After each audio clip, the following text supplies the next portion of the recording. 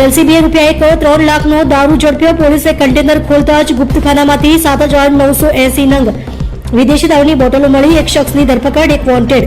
સુરત ગામે એલસીબીએ Vyara Bardoli national highway પરથી એક કન્ટેનરમાંથી ₹1.3 લાખનો વિદેશી દારૂ ઝડપી પાડ્યો છે. ગુપ્તખાનામાં છુપાવેલો દારૂનો મોટો જથ્થો પોલીસે કબજે કર્યો છે. સુરત ગ્રામ્ય પોલીસ અધિક્ષક રાજેશ ગઢિયા અને એલસીબી પીઆઈ આરબી ભટોલના માર્ગદર્શન હેઠળ એલસીબી ટીમને બાતમી મળી હતી કે બાતમીદાર દ્વારા જાણવા મળ્યું કે નવાપુર થઈ સોનગઢથી બારડોલી તરફ એક કન્ટેનર નંબર RJ52GA1021 દારૂનો જથ્થો લઈને પસાર થવાનો છે. બાતમીના આધારે પોલીસે માણેકપુર ગામની સીમમાં ફાઉન્ટેન હોટલ સામે નાકાબંધી ગોઠવી હતી. શંકાસ્પદ કન્ટેનરને અટકાવીને તપાસ કરતા શરૂઆતમાં તે ખાલી જણાયું હતું. જોકે ઊંડાણપૂર્વકની તપાસ કરતા કન્ટેનરમાં બનાવેલ ગુપ્ત ચોરખાનામાંથી વિદેશી દારૂનો જથ્થો મળી આવ્યો હતો.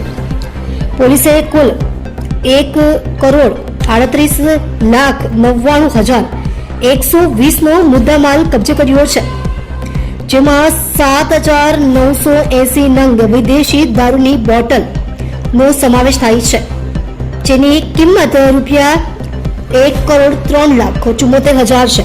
આ ઉપરાંત container trailer ₹35 lakh, 5 mobile phone અને રોકડ રકમ જપ્ત કરવામાં આવી છે.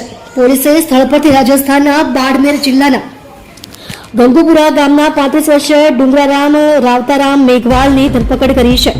પ્રાથમિક પૂછપરછમાં દારૂનો જથ્થો બાડમેરના હરલા રામ જાટ નામના શખ્સે ભરી આપ્યો હોવાનું બહાર આવ્યું છે. પોલીસે હરલાલ રામને વોન્ટેડ જાહેર કર્યો છે. આ સમગ્ર મામલે બારડોલી રૂરલ પોલીસ સ્ટેશનમાં ગુનો નોંધી વધુ કાયદેસરની કાર્યવાહી હાથ ધરવામાં આવી છે.